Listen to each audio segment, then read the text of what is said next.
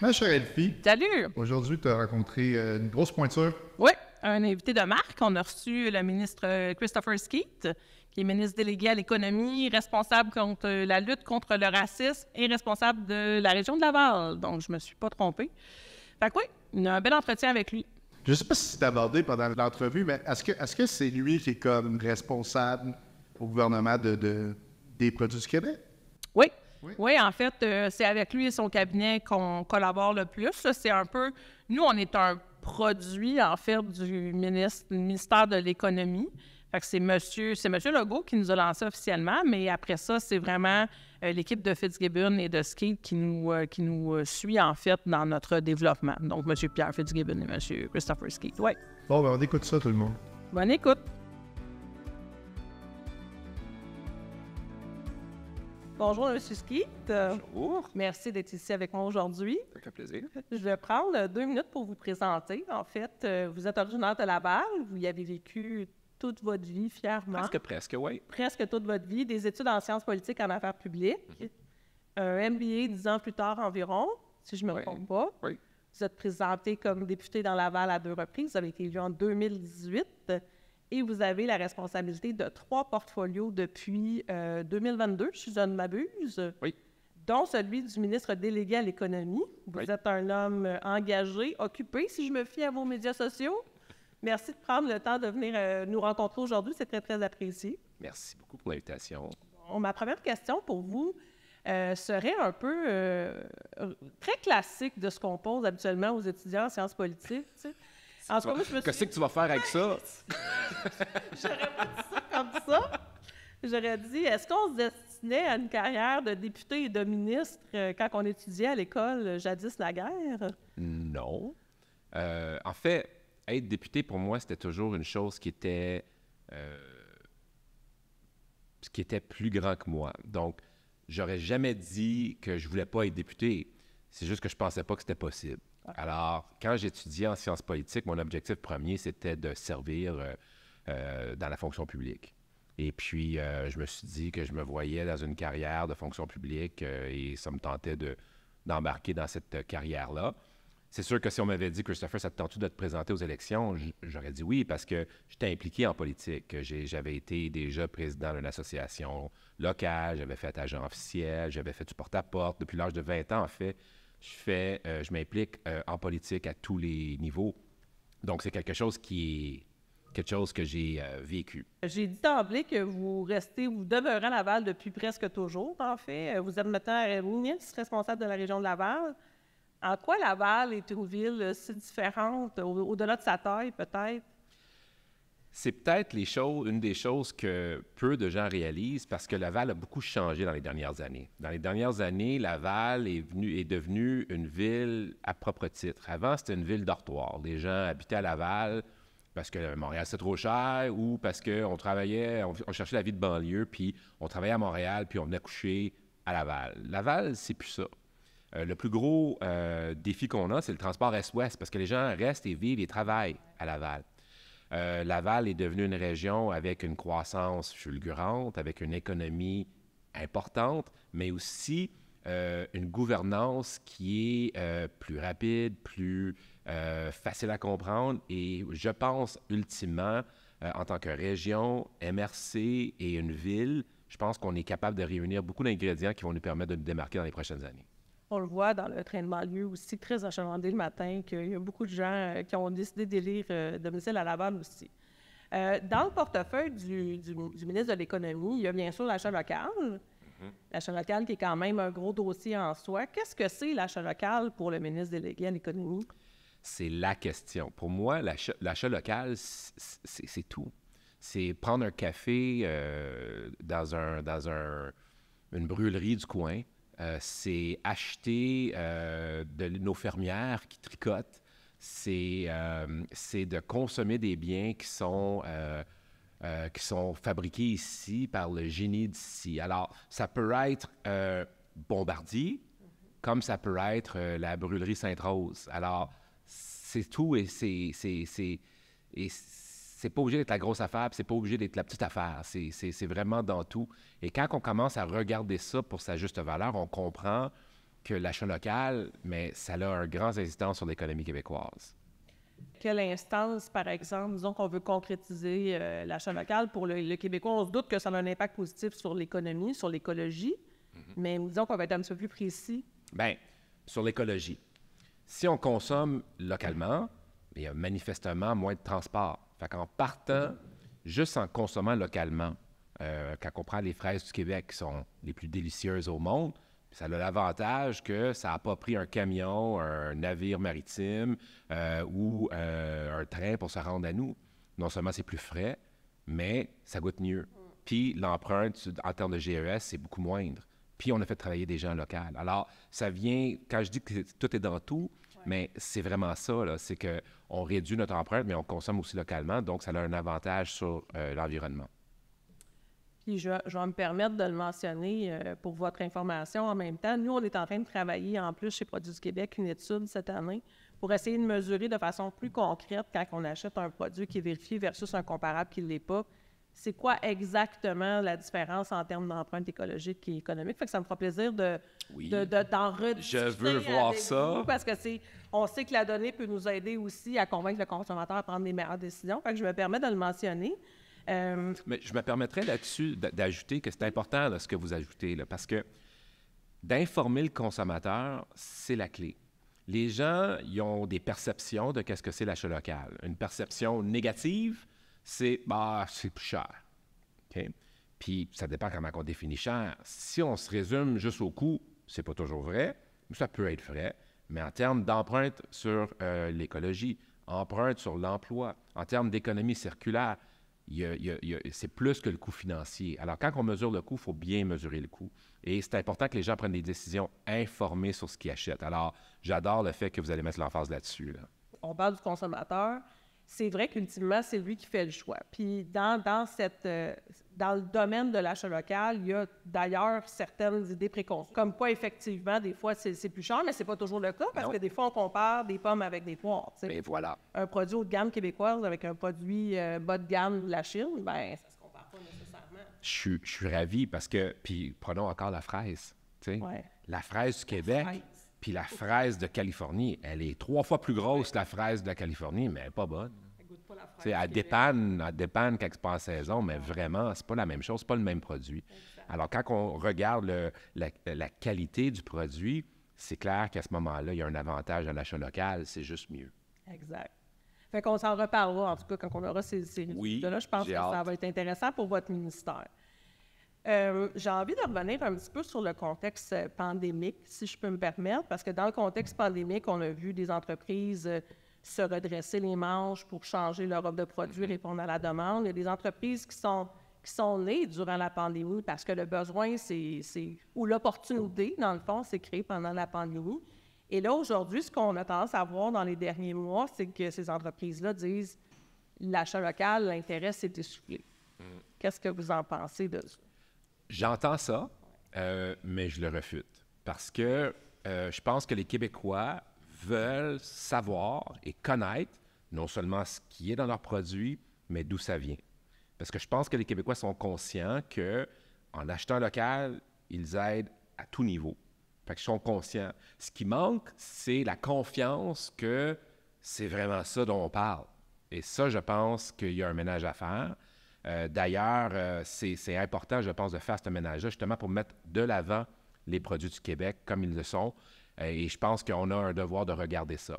Les gens, je pense, si on leur donne le choix entre un produit québécois à prix comparable, pas pareil même, ça peut être un petit peu plus cher, ça peut être un petit peu moins cher, mais à prix comparable, je pense que les Québécois veulent faire le choix du Québec. Par contre, est-ce qu'ils ont confiance que, quand ça dit produit du Québec, ça l'est vraiment?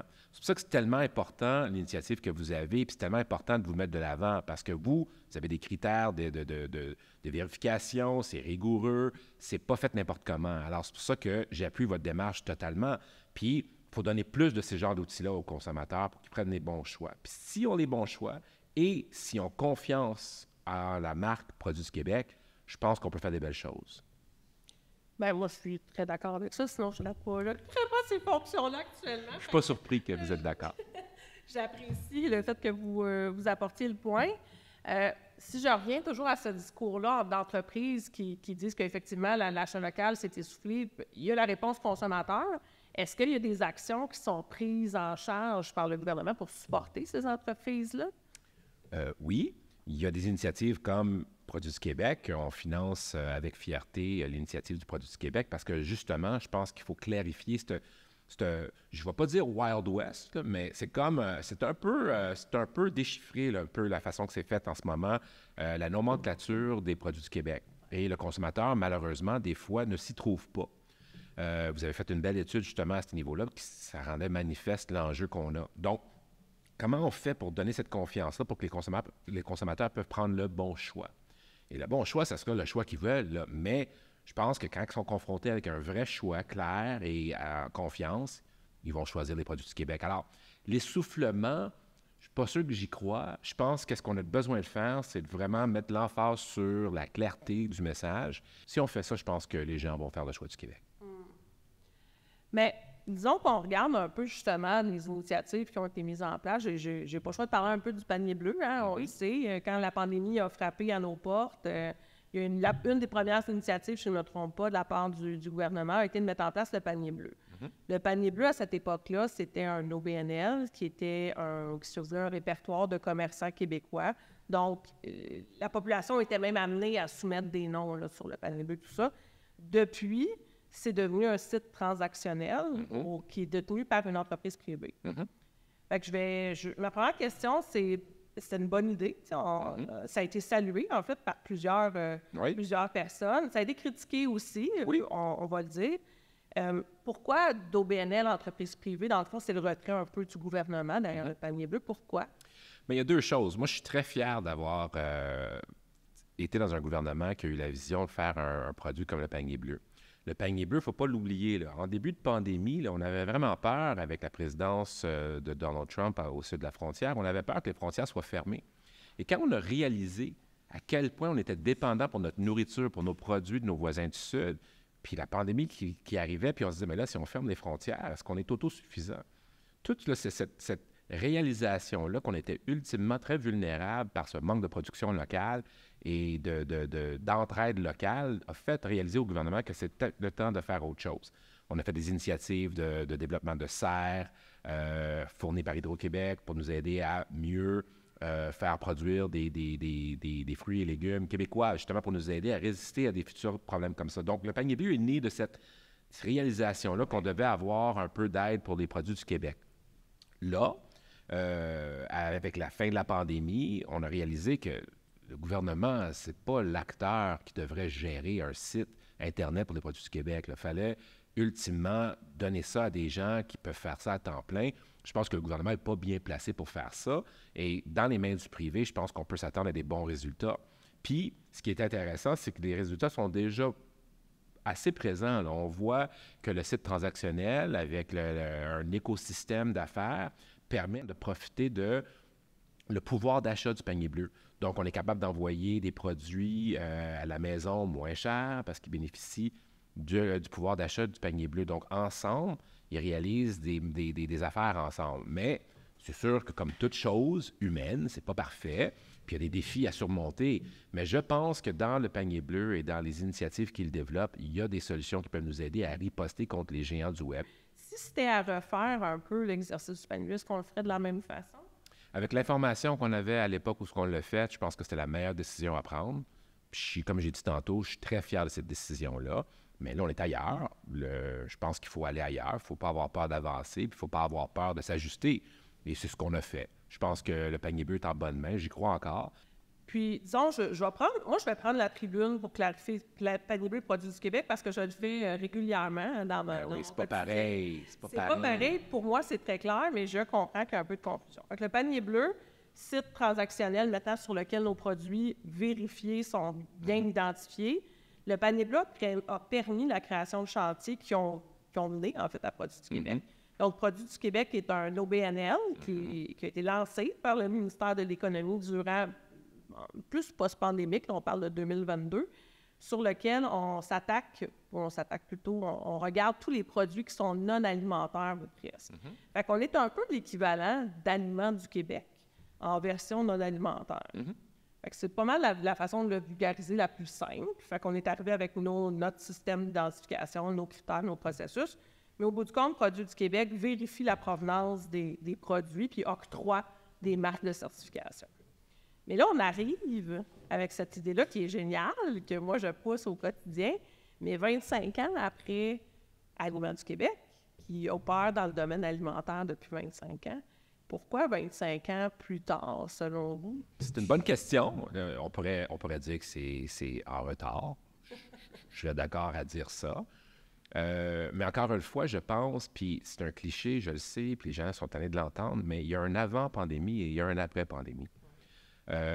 Puis, je pense que la mouvance éco-responsabilité aussi en a pour beaucoup. Les gens réalisent qu'en consommant localement, ils aident l'environnement. Ils sont conscients que notre interdépendance avec certains États de moins en moins fiables, c'est un risque géostratégique pour le Québec, pour le Canada. Je pense aussi en même temps que les gens veulent encourager leurs commerçants locaux. Donc, je pense qu'il y a comme une tempête parfaite pour dire que les gens cherchent ça. Alors, c'est à nous de définir l'offre, puis de définir c'est quoi les critères. Puis si on réussit à le faire, je pense que les gens vont faire le choix. Si je regarde un peu ce qui...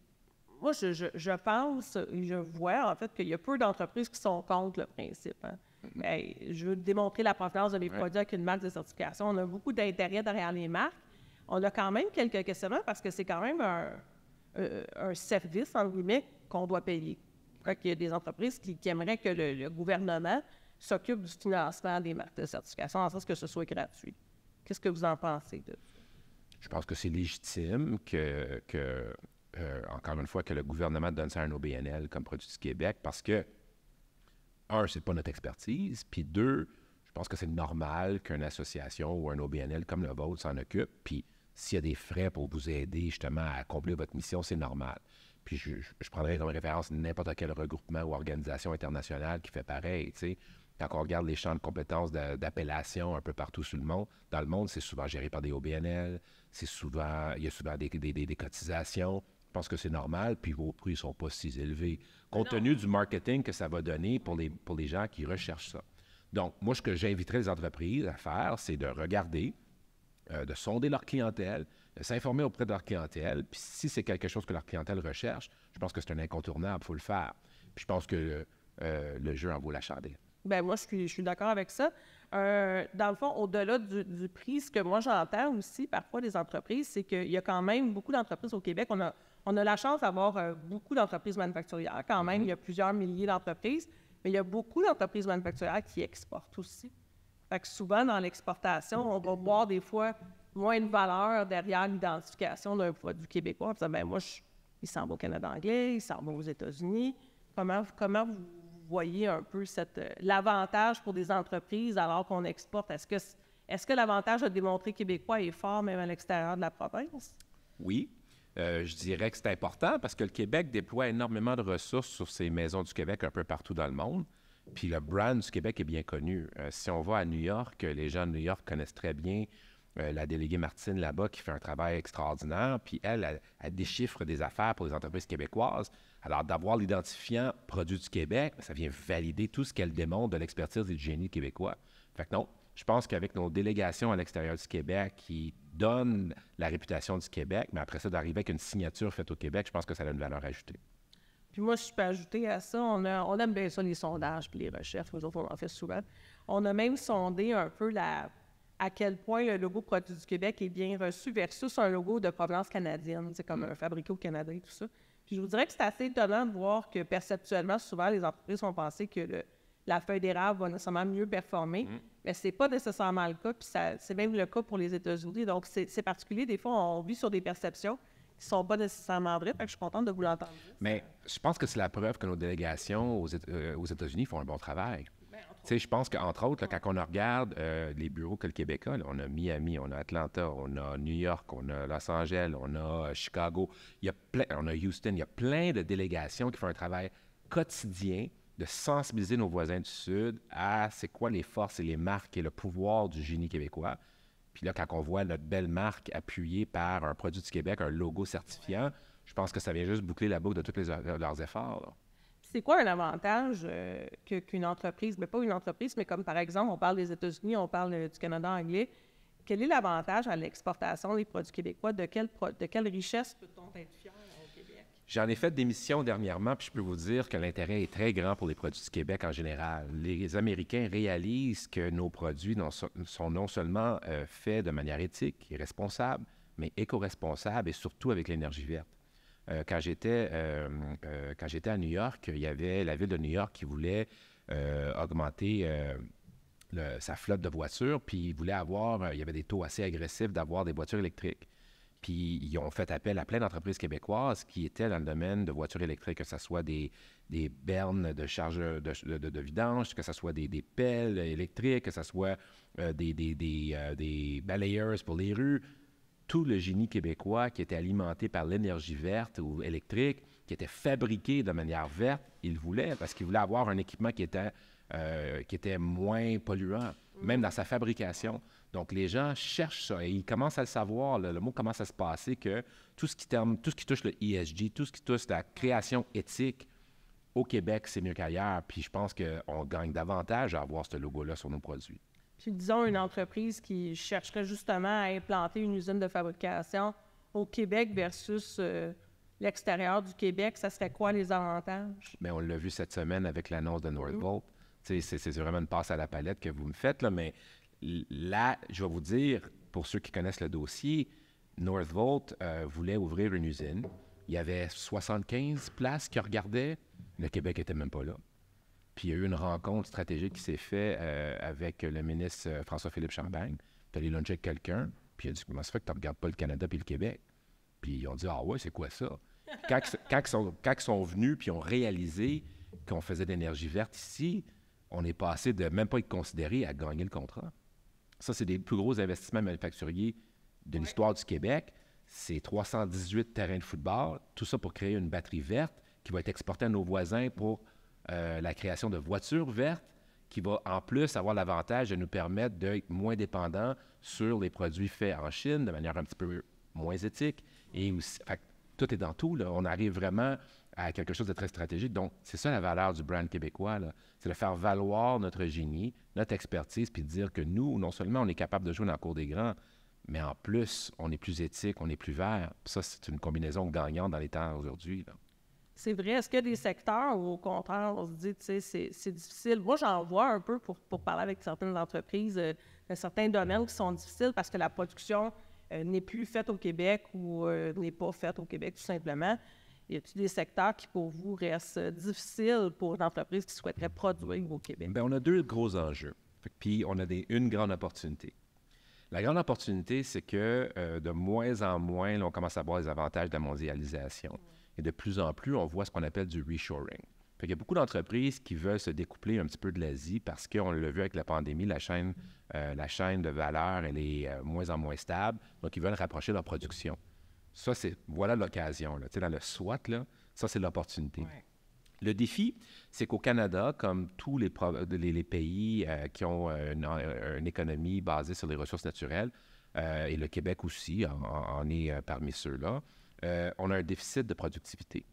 Alors, la ball game là, pour nous, c'est comment on fait pour augmenter notre productivité. Parce que si on augmente notre productivité, le nombre de produits créés à l'heure, là, ça nous permet d'avoir non seulement les services sociaux qu'on adore et qu'on veut et qu'on aime, mais ça nous permet d'augmenter la richesse collective. Cette richesse collective est le métrique d'une société qui va bien.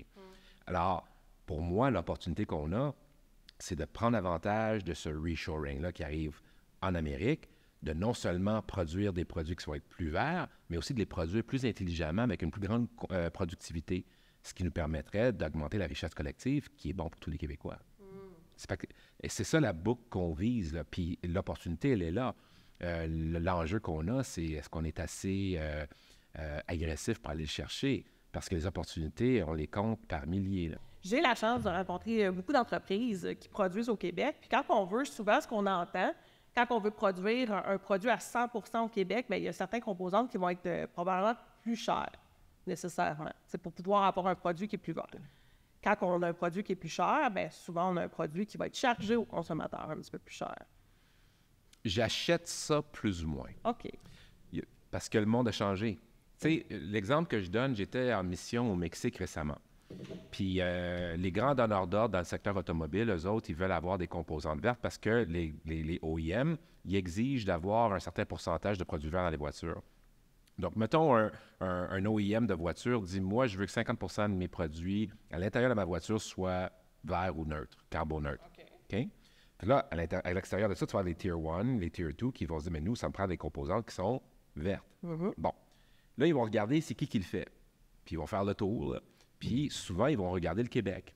Puis ils vont dire au Québec, j'ai besoin que vous produisez cette pièce-là pour moi parce que ça me permet de réduire, d'avoir une pièce qui est carboneutre, ce qui va m'aider avec mon donneur d'ordre qui m'exige ça désormais. Mais avant, là, tous ces produits-là qu'on fabriquait, tu sais, au Québec, on a toujours été responsable avec notre terroir. On avait des processus de BAP, on a l'acceptabilité sociale, on a le développement éthique, on a des droits qui sont respectés, on a des lois pour protéger nos travailleurs. Tout ça avait tendance à augmenter le prix de nos produits. Mais aujourd'hui, les gens veulent ces produits-là parce que le ESG en a pour sa valeur. Donc, moins cher, je pense, de plus en plus, ça équivaut moins éthique. Et plus cher, je pense, ça veut dire meilleure qualité et plus éthique. Donc, si on joue la game de produire au plus bas, je pense que c'est, comme les Anglais disent, « a race to the bottom ». On ne gagnera pas. Mais si le qualificatif en a pour autant, je pense qu'on gagne à tous les fois. Puis disons qu'on parle un peu du gouvernement et de l'approvisionnement gouvernemental. Fait qu'on a vu, j'ai vu récemment dans la stratégie d'approvisionnement du gouvernement, il y a quand même des cibles très claires au niveau alimentaire pour que les institutions se dotent de sites d'approvisionnement local pour les produits alimentaires. C'est quoi la vision derrière les produits qui sont non alimentaires? Bien, un exemple, c'est le projet de loi 12 qu'on a passé dans la dernière législature. Le projet de loi 12 vient dire, c'est fini là, de regarder seulement le prix.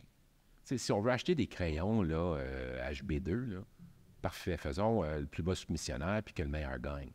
Mais pour certains produits, on commence à réaliser que le plus bas soumissionnaire, c'est pas toujours ce qui est le plus gagnant pour non seulement le citoyen, mais le consommateur, mais aussi pour les services qu'on veut rendre aux Québécois. Là. Fait que là, ce qu'on réalise, c'est que la qualité en a pour beaucoup.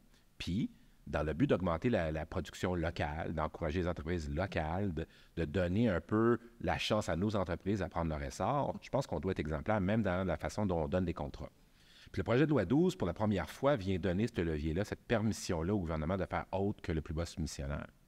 Puis là, ce qu'on veut faire aussi, c'est le ministère de l'Économie et de l'Énergie a récemment créé ce qu'on appelle des agents de maximisation. Là, ces agents de maximisation-là, ce qu'ils font, c'est qu'ils vont voir les entreprises, puis ils disent « Hey, comment ça se fait que tu n'as pas appliqué là, sur cet appel d'offres-là? Il me semble que tu serais bon. Ah, c'est trop tough. Mais non, on va vous aider, là. On va vous accompagner, puis on va vous prendre par la main pour vous aider à le faire. Là. On vous veut, là. » Fait que non seulement on a un cadre légal maintenant qui permet de faire autre que le plus bas soumissionnaire, mais on a aussi des personnes sur le terrain qui encouragent les entreprises à aller chercher leur part du gâteau. Puis je pense qu'on est en bonne position avec ça, parce qu'il faut se le dire, c'était pas facile à faire. Tu sais, je sais que ça a de l'air évident, mais la réalité, là, c'est qu'un fonctionnaire là, qui fait un appel d'offres, puis il prend une entreprise qui n'est pas le plus bas soumissionnaire, mais lui, il sort son coup là, un peu. Là. Tu sais, lui, là, il se dit, j'ai pris celui-là pour un autre critère. Ouais, mais c'est quoi tes critères? Parce que c'est bien plus facile de dire sur ton évaluation, ou si tu te fais critiquer, t'es le plus bas, je suis béton. Là. Ça prend beaucoup plus de courage et beaucoup plus de risque pour cette personne-là de dire, j'ai pris pour des raisons qualificatives. Alors nous, ce qu'on a dit, c'est qu'on a donné un cadre où on protège ces fonctionnaires-là qui veulent bien faire, puis on leur donne un cadre légal justement pour le faire comme il faut. Et je pense que ça, c'est important. Puis il faut casser ce réflexe de toujours aller au plus bas soumissionnaire parce qu'on n'est pas toujours gagnant. Puis ça, honnêtement, pour parler avec plusieurs entreprises, c'est une excellente nouvelle pour elles parce que justement, il y a même certaines entreprises qui avaient un petit peu perdu l'intérêt dans le domaine d'offres parce qu'ils disaient, tu sais, ça ne sert à rien. Fait que moi, je trouve que c'est une excellente nouvelle. Je me doute que ça n'a pas été simple à mettre en place, donc félicitations pour ça. Excellent projet. J'ai envie de vous demander une question. On a parlé du consommateur parce qu'on le sait, ça revient beaucoup au consommateur. Il faut que le consommateur trouve les bons produits pour faire le bon choix. Vous avez été responsable, entre autres, au gouvernement des consommateurs de langue anglophone, si je ne me trompe pas. Diriez-vous qu'il y a des différences notoires entre les consommateurs québécois francophones et anglophones au niveau des achats locaux? Je dirais que les Québécois, l'expression anglaise, sont comme tous les Québécois. Sont sensibles à la réalité de l'achat local, puis ils réalisent que quand ils consomment localement, ils encouragent l'économie locale et ça a des incidences sur l'économie. Donc, il n'y a pas de grosse différence. Les gens veulent consommer local pour toutes les raisons qu'on a déjà évoquées aujourd'hui, pour des raisons environnementales, des raisons économiques et de développement économique régional. Donc, les Québécois d'expression anglaise sont exactement comme leurs compatriotes francophones. Fait qu'il n'y a pas de grosse différence. Il n'y a pas de grosse différence. Non. Bon, mais parfait. On va continuer à faire des webinaires marketing pour nos deux Québécois ensemble. J'ai envie de vous parler un peu de vous dans votre consommation locale. Vous devez être plus que sensibilisé à l'achat local. En avez-vous des produits locaux préférés? Moi, je vous dirais, souvent, là, j'ai tendance à être comme le consommateur type. J'aime pas trop être bousculé dans mes habitudes. J'aime ce que j'aime, puis j'aime pas trop changer. Mais en même temps, je suis sensibilisé. Alors, comment je fais pour faire ça? Puis, c'est une force, ça, parce que ça me permet de voir pour vrai c'est quoi le frein à en avoir plus. Moi, le premier, je consomme beaucoup de produits locaux, mais pas assez, puis pas ce que je pense que je devrais. Puis la raison que je ne le fais pas, c'est que c'est pas facile. Pas facile de les trouver? C'est pas facile de les trouver, c'est pas facile d'avoir confiance à ce qui est là. Fait que quelqu'un dit que c'est vert, bien, c'est-tu vert? Il y a quelqu'un qui dit que c'est fait au Québec, c'est-tu fait au Québec? Tu sais, il y a du doute. C'est pour ça que je mise énormément sur la rigueur de l'appellation. Puis quand les gens vont voir le logo Produits du Québec, il faut que ça soit béton. Il faut que ça soit ça, là, ils ne le donnent pas à n'importe qui, puis c'est juste eux autres qui le donnent, puis on est sûr que... Sinon, tout ça, c'est basé sur la confiance. Alors, si on commence à jouer avec les gens là, pour leur dire « Ah, c'est un produit du Québec, mais tu sais, dans le fond, là, c'est la bouteille qui est faite au Québec, puis le vin vient partout d'autre. » Ou si on joue avec les Québécois en leur disant « Ben, regarde, c'est un produit du Québec, mais finalement, il y a juste une adresse au REC qui est québécois, le reste, c'est fait ailleurs. » Tu sais, il ne faut pas niaiser avec le monde. Fait que si on peut amener de la crédibilité dans la démarche, les gens vont faire le bon choix. Mais moi, le premier, quand je vois quelque chose, à part les produits du Québec, bien sûr, quand je vois quelque chose, j'ai toujours un doute. Ben ouais, mais tu sais, selon, c'est le critère de qui, ça? Ouais. Puis je pense que les gens cherchent juste à avoir un peu de ménage là-dedans. Et si on peut faire ce ménage-là, les gens vont consommer plus local. Fait à ce titre-là, je suis un peu comme le Québécois type, je pense. Je regarde ça, puis je dis, ben ouais, je veux bien, là, mais je suis pas sûr, là, puis j'ai pas le temps de pas être sûr. Là. Fait que je vais prendre ce qui me plaît sans le savoir dans ce temps-là. Fait que je pense que si on pourrait ajouter cette clarté-là, dans le moment instantané où la personne a le choix entre un qui n'est pas québécois et un qui est québécois, s'il y avait confiance derrière ça, je vous le dis, là, ils vont prendre le bon. Là. Mais la confiance n'y est pas, c'est pour ça qu'il faut rajouter de la clarté dans ça. Fait que vous me dites que je fais la bonne chose en effectuant les partenariats avec les détaillants pour être le plus possible visible auprès du consommateur. Fait que je suis rassurée de savoir que notre stratégie est la bonne. C'est la bonne. Il faut que les gens vous voient, puis il faut qu'ils sachent que derrière ça, il y a une rigueur qu'on vous connaît qui vient appuyer ça.